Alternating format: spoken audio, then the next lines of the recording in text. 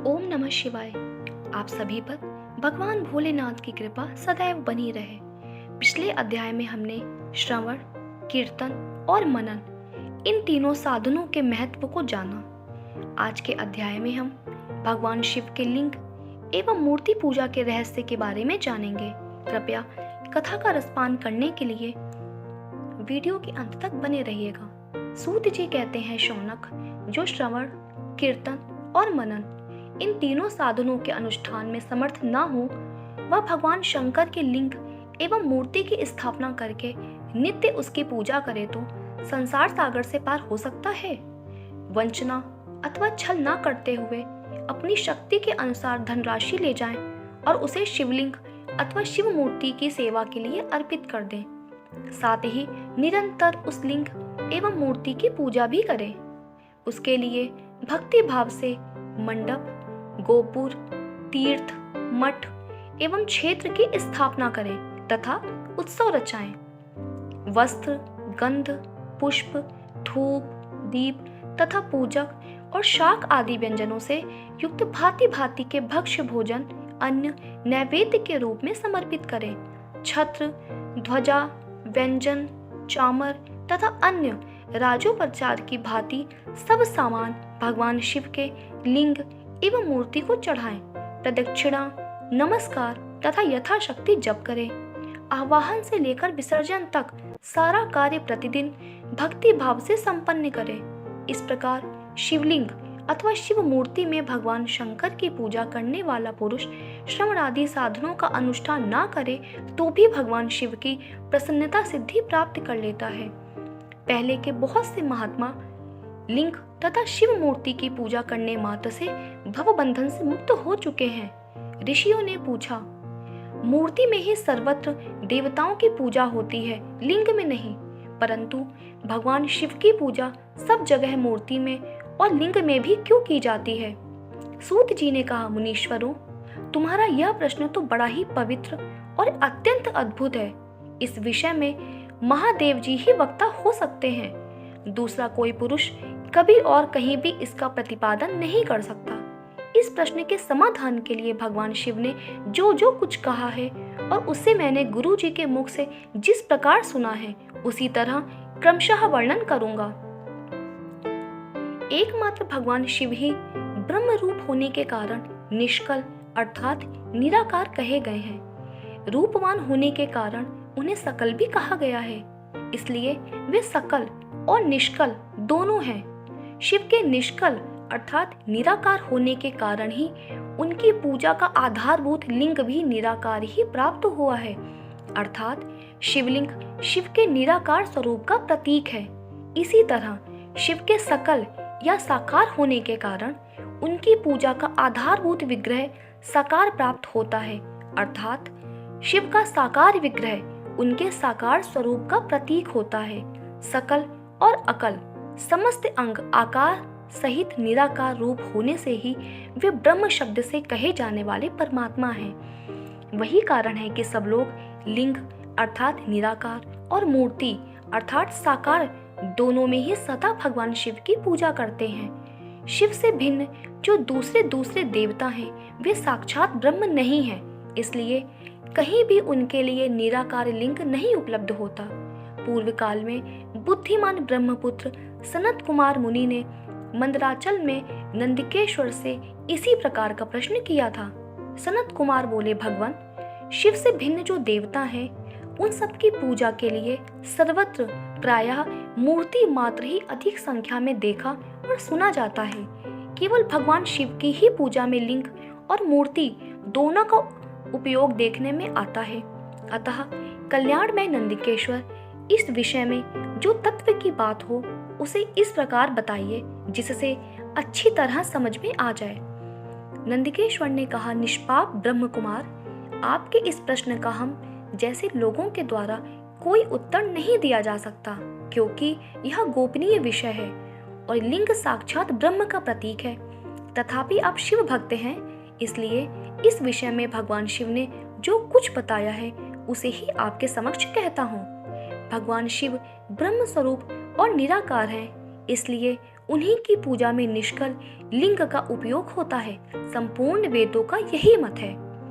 सनत कुमार बोले, महाभाग योगेंद्र, आपने भगवान शिव तथा दूसरे देवताओं के पूजन में लिंग और वेद के प्रचार का जो रहस्य विभाग पूर्वक बताया है वह यथार्थ है। इसलिए लिंग और मूर्ति की आदि उत्पत्ति का जो उत्तम वृत्तांत है उसी को मैं इस समय सुनना चाहता हूँ। लिंग के प्राकट्य का रहस्य सूचित करने वाला प्रसंग मुझे सुनाइए। इसके उत्तर में नंदकेश्वर ने भगवान महादेव के निष्कल स्वरूप लिंग के आविर्भाव का प्रसंग सुनाना आरंभ किया। उन्होंने ब्रह्मा तथा विष्णु के विवाद, देवताओं की व्याकुलता एवं चिंता, देवताओं का दिव्य कैलाश शिखर पर गमन, उनके द्वारा चंद्रशेखर महादेव का सेवन से प्रेरित हुए महादेव जी का ब्रह्मा और विष्णु के विवाद स्थल में आगमन तथा दोनों के बीच में निष्कल आदि अंत रहित भीषण अग्नि स्तंभ के रूप में उनका आविर्भाव आदि प्रसंगों की कथा कही। तदनंतर श्री ब्रह्मा और विष्णु दोनों के द्वारा उस ज्योतिर्मय स्तंभ की ऊंचाई और गहराई का था लेने की चेष्टा एवं केतकी पुष्पिक शाप वरदान आदि के प्रसंग भी सुनाए। नंदिकेश्वर कहते हैं, तदनंतर वे दोनों ब्रह्मा और विष्णु भगवान शंकर को प्रणाम करके दोनों हाथ जोड़ उनके दाएं बाएं भाग में चुपचाप खड़े हो गए। फिर उन्होंने वहां साक्षात प्रकट पूजनीय महादेव जी को श्रेष्ठ आसन पर स्थापित करके पवित्र पुरुष वस्तुओं द्वारा उनका पूजन किया। दीर्घ काल तक अविकृत भाव से स्वस्थित रहने वाली वस्तुओं को पुरुष वस्तु कहते हैं और अल्पकाल तक ही टिकने वाली क्षणभंगुर वस्तुएं प्राकृत वस्तुएं कहलाती हैं। इस तरह वस्तु के ये दो भेद जानने चाहिए। किन किन पुरुष वस्तुओं से उन्होंने भगवान शिव का पूजन किया यह बताया जाता है। हार, नूपुर, केयूर, किरीट, मणिमय, कुंडल, यज्ञोपवीत, उत्तरीय वस्त्र, पुष्पमाला, रेशमी वस्त्र, हार, मुद्रिका, पुष्प, तांबुल, कपूर, चंदन एवं अगुरका, अनुलेप, धूप, दीप, श्वेत छत्र, व्यंजन, ध्वजा, चंवर तथा अन्य दिव्य उपहारों द्वारा जिनका वैभव वाणी और मन की पहुंच से परे था, जो केवल पशुपति परमात्मा के ही योग्य थे और जिन्हें पशु बद्ध जीव कदापि नहीं पा सकते थे, उन दोनों ने अपने स्वामी महेश्वर का पूजन किया। सबसे पहले वहां ब्रह्मा और विष्णु ने भगवान शंकर की पूजा की। इससे प्रसन्न हो भक्ति पूर्वक भगवान शिव ने वहां नम्र भाव से खड़े हुए उन दोनों देवताओं से मुस्कुराकर कहा। महेश्वर बोले, पुत्रों, आज का दिन एक महान दिन है। इसमें तुम्हारे द्वारा जो आज मेरी पूजा हुई है, इससे मैं तुम लोगों पर बहुत प्रसन्न हूँ। इसी कारण यह दिन परम पवित्र और महान से महान होगा। आज की यह तिथि महाशिवरात्रि के नाम से विख्यात होकर मेरे लिए परम प्रिय होगी। इसके समय में जो मेरे लिंग, निष्कल अंग, आकृति से रहित निराकार स्वरूप के प्रतीक मूर्ति अर्थात सकल साकार रूप के प्रतीक विग्रह की पूजा करेगा, वह पुरुष जगत की सृष्टि और पालन आदि कार्य भी कर सकता है। जो महाशिवरात्रि को दिन रात निराहार एवं जितेंद्रिय रहकर अपनी शक्ति के अनुसार निश्चल भाव से मेरी यथोचित पूजा करेगा, उसको मिलने वाले फल का वर्णन सुनो।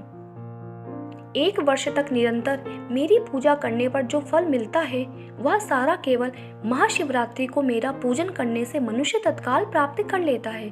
जैसे पूर्ण चंद्रमा का उदय समुद्र की वृद्धि का अवसर है, उसी प्रकार यह महाशिवरात्रि तिथि मेरे धर्म की वृद्धि का समय है।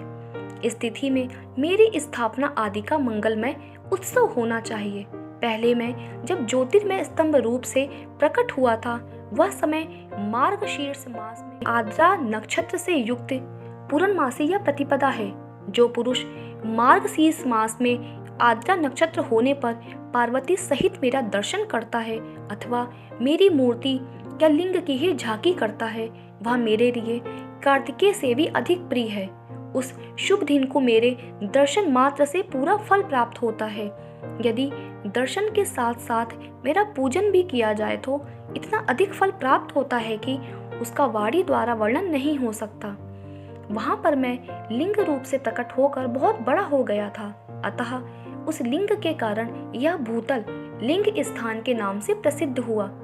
जगत के लोग इसका दर्शन और पूजन कर सकें, इसके लिए यह अनादि और अनंत ज्योति स्तंभ अथवा ज्योतिर्मय लिंग अत्यंत छोटा हो जाएगा। यह लिंग सब प्रकार के भोग सुलभ कराने वाला तथा भोग और मोक्ष का एकमात्र साधन है। इसका दर्शन, स्पर्श और ध्यान किया जाए तो यह प्राणियों को जन्म और मृत्यु के कष्ट से छुड़ाने वाला है। अग्नि के पहाड़ जैसा जो यह शिवलिंग यहाँ प्रकट हुआ है, इसके कारण यह स्थान अरुणाचल नाम से प्रसिद्ध होगा। यहाँ अनेक प्रकार के बड़े बड़े तीर्थ प्रकट होंगे। इस स्थान में निवास करने या मरने से जीवों का मोक्ष तक हो जाएगा।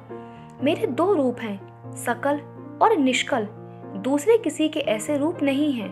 पहले मैं स्तंभ रूप से प्रकट हुआ, फिर अपने साक्षात रूप से। ब्रह्म भाव मेरा निष्कल रूप है और महेश्वर भाव सकल रूप। ये दोनों मेरे ही सिद्ध रूप हैं। मैं ही परम ब्रह्म परमात्मा हूँ। कला युक्त और अकल मेरे ही स्वरूप हैं। ब्रह्म रूप होने के कारण मैं ईश्वर भी हूँ। जीवों पर अनुग्रह आदि करना मेरा कार्य है। ब्रह्मा और केशव मैं सबसे वृहद और जगत की वृद्धि करने वाला होने के कारण ब्रह्म कहलाता हूँ। सर्वत्र समरूप से स्थित और व्यापक होने से मैं ही सबका आत्मा हूँ। सर्ग से लेकर अनुग्रह तक आत्मा या ईश्वर से भिन्न जो जगत संबंधी 5 कृत्य हैं, वे सदा मेरे लिए ही हैं। मेरे अतिरिक्त दूसरे किसी के नहीं हैं, क्योंकि मैं ही सबका ईश्वर हूँ। पहले मेरी ब्रह्म रूपता का बोध कराने के लिए निष्कल लिंग प्रकट हुआ था। फिर अज्ञात ईश्वरत्व का साक्षात्कार करने के निमित्त मैं साक्षात जगदीश्वर की ही सकल रूप में तत्काल प्रकट हो गया। अतः मुझ में जो ईश्वरत्व है उसे ही मेरा सकल रूप जानना चाहिए, तथा जो यह मेरा निष्कल स्तंभ है वह मेरे ब्रह्म स्वरूप का बोध करने वाला है। यह मेरा ही चिन्ह है। तुम दोनों प्रतिदिन वहां रहकर इसका पूजन करो। यह मेरा ही स्वरूप है और मेरे सामीप्य की प्राप्ति कराने वाला है। लिंग और लिंगी में नित्य अभेद होने के कारण मेरे इस लिंग का महान पुरुषों को भी पूजन करना चाहिए। मेरे एक लिंग की स्थापना करने का यह फल बताया गया है कि उपासक को मेरी समानता की प्राप्ति हो जाती है। यदि एक के बाद दूसरे शिवलिंग की भी स्थापना कर दी गई, तब तो उपासक को फल स्वरूप से मेरे साथ एकत्व सायुज्य मोक्ष रूप फल प्राप्त होता है। प्रधानतः शिवलिंग की ही स्थापना करनी चाहिए। मूर्ति की स्थापना उसकी अपेक्षा गौड़ कर्म है। शिवलिंग के अभाव में सब ओर से मूर्ति युक्त होने पर भी वह स्थान क्षेत्र नहीं कहलाता। तो दोस्तों, आज की ये कथा यही विराम होती है। इसके आगे की कथा हम अगले अध्याय में जानेंगे। उम्मीद करती हूँ आज का ये वीडियो पसंद आया होगा। अगर वीडियो पसंद आया है तो वीडियो को लाइक कर दीजिए, दोस्तों के साथ शेयर कर दीजिए और इस चैनल पे नए हैं तो इस चैनल को सब्सक्राइब कर दीजिए। आप सभी का वीडियो के अंत तक बने रहने के लिए बहुत बहुत धन्यवाद।